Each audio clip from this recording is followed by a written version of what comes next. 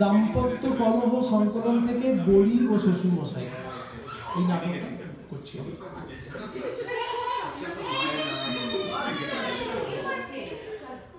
কি গো, আর অফিস টফিস যাবো না? কটা বেজেছে জানো? কেন? ঘুম থেকে উঠেই রান্নাঘরে কি শুধু কাজ কাজ আর কাজ, সকাল থেকে শুধু রান্না রান্না রান্না। তা করবোটা কি? কি দারুণ শীতকাল, এমন মিঠে রোদ, তা দুপুরটা পড়ে পড়ে না ঘুমিয়ে একটু বড়ি চড়ি তো দিতে পারো। হুকুম করতে ওস্তাদ একেবারে। না না বাবা, হুকুম টুকুম নয়, এ আমার সামান্য একটি অভিলাষ। আসলে মাও গেছেন আর খাবারেরও 12টা বেজে গেছে। রাখো রাখো, মা যে তোমাকে কত রোজ পঞ্চব্যঞ্জন খাওয়াতে তা আমার দেখা আছে। মরা মানুষটাকে আর নিয়ে টানাটানি করো না তো বাবু। হ্যাঁ, মায়ের কথা বললেই তো তোমার গায়ে জ্বালা ধরবে। তা তো ধরবেই। সেই লাস্ট 1977-এ একবার হয়েছিল নারকোল ছোড়া টোড়া দিয়ে একটু মোচা, আর 75-এ হয়েছিল থোড়। তারপর থেকে লাগাতার চলছে ভাত ডাল আলু ভাতে মাছের ঝাল, মাছের ঝাল আলু ভাতে ভাত ডাল। তাই তো হবেই। জীবনে ঘেন্না হয়ে গেল আমারও। হ্যাঁ হ্যাঁ হ্যাঁ, আমারও যে হবে তাও তোমারই হবে। শুধু শুধু একবার হবে না, ডবল ডোজে হবে। ভালো কৌশল শিখিয়েছো তো। তা তোমার ঘেন্না ধরার কারণটা কি? দেখো, কেঁচো খুঁড়তে যেও, সাপ বেরোবে, খাচ্ছ খেয়ে যাও। মোচা নারকোল থোড় বলি এসব না নিয়ে এলে কি আমি জন্ম দেব? ও বাবা, রেগে গিয়ে আলু ভাতের মতো কি একটা টেনিস বল পাতে ফেলে দিয়ে গেল, বলটা পিছে পড়ে দুহান লেগ ব্রেক খেয়ে গেল। মাছ ভাজা হয়নি? বসো, ভেজে দিচ্ছি। শোনো শোনো শোনো শোনো শোনো শোনো, একটা কথা বলি শোনো। গর্বে মোচা ধারণ করতে গেলে কলা গাছের বীজ চাই, সে কথা আমি জানি। কিন্তু বাজারের ব্যাগ থেকে যখন মোচা নারকোল থোড় এসব বেরোবে, তোমার মুখ তো তোরও হাঁড়ির মতো হবে। এটা তোমার আর ড্রেসিং নয়, ঘাড়ে পাউডার, ভুরুতে পেন্সিল, কপালে কুমকুম, বাজে বকবক করে। মোচা ড্রেস করার একটা আলাদা আর্ট আছে, বুঝলে? সেটা আমার মা জানতেন। হ্যাঁ, তোমার মা তো সব জানতেন। কোবরেজের মেয়ে ছিলেন কি না? শেকড় বাকড় পাতা মাতা কচু ঘেচু। আর তুমি হলে এলোপাথের, তুমি হলে এলোপাথের মেয়ে, মাছ মাংস লিভার পিলে। আমি কার মেয়ে সে তো ভালো করেই জানি।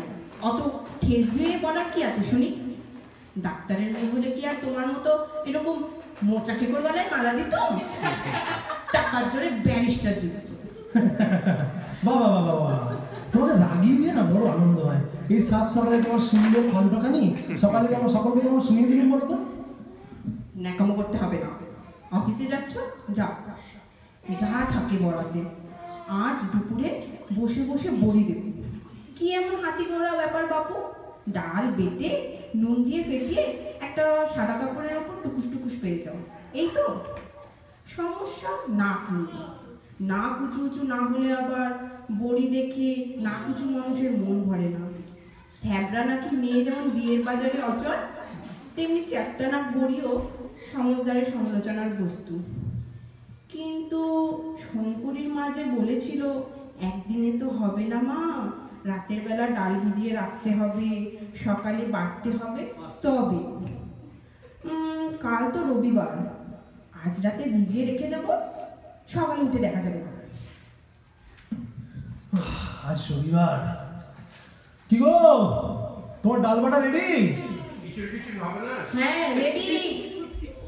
কালো জিরে ভাজা কমপ্লিট? যাও এবার শীতের রোদে পিঠ দিয়ে ডুরে শাড়ি পরে ছাদে বসে বড়ি দাও।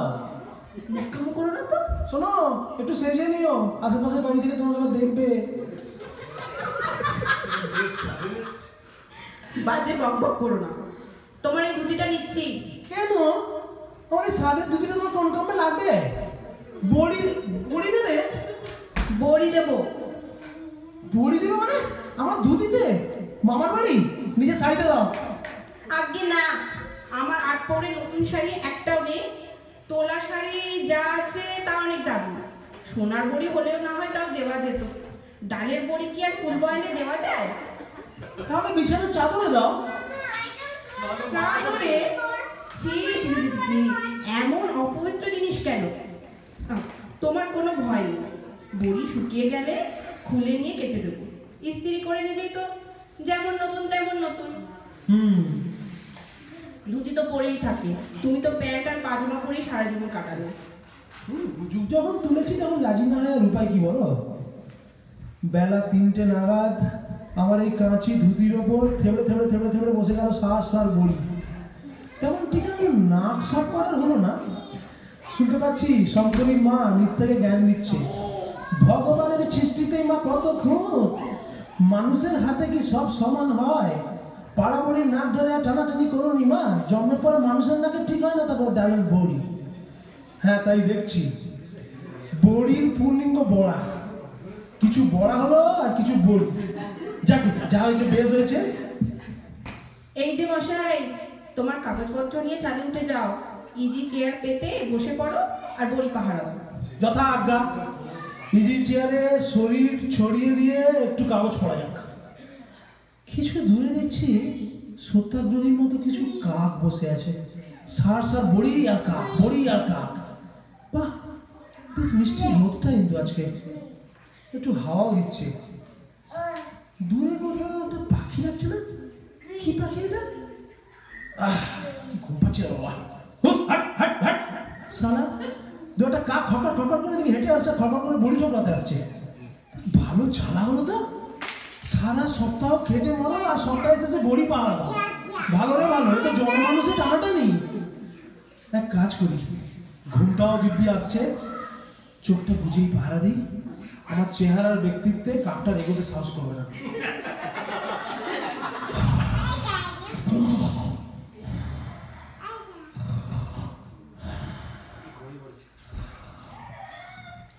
এই শুনছো?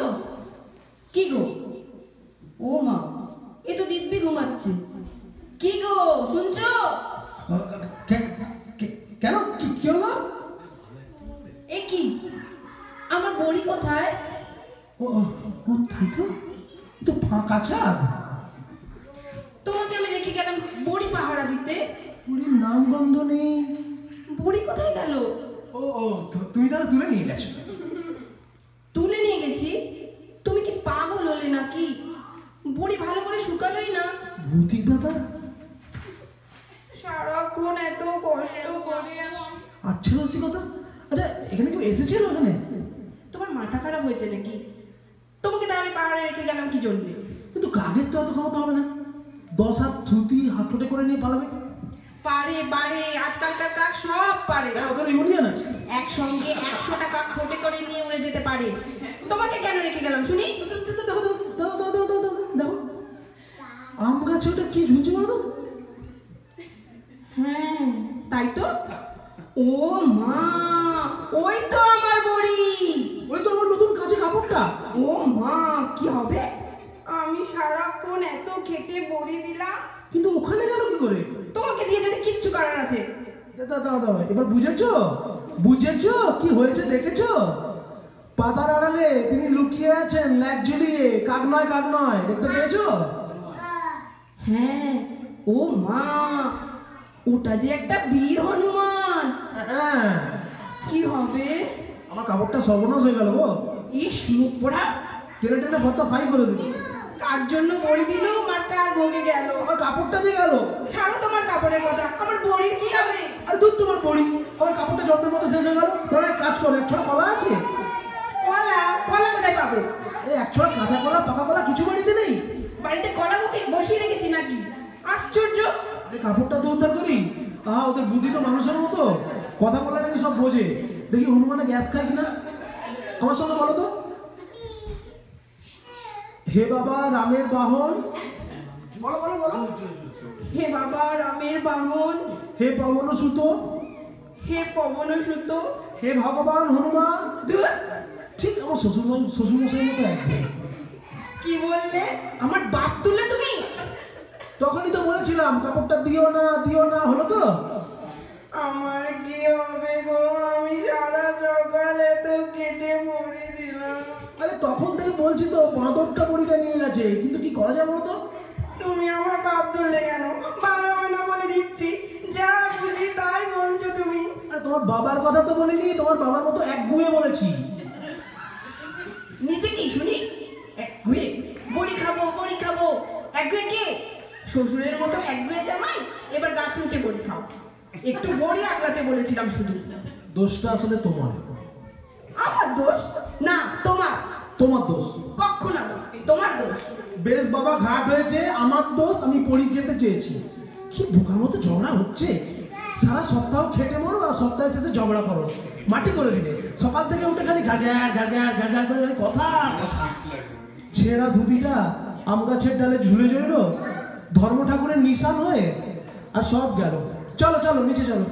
তাহলে ওই রে দো, ভাত ডাল আলু ভাতে মাছের ঝাল, আর মাছের ঝাল আলু ভাতে ভাত ডাল। চলো চলো। হ্যাঁ, তাই হবে।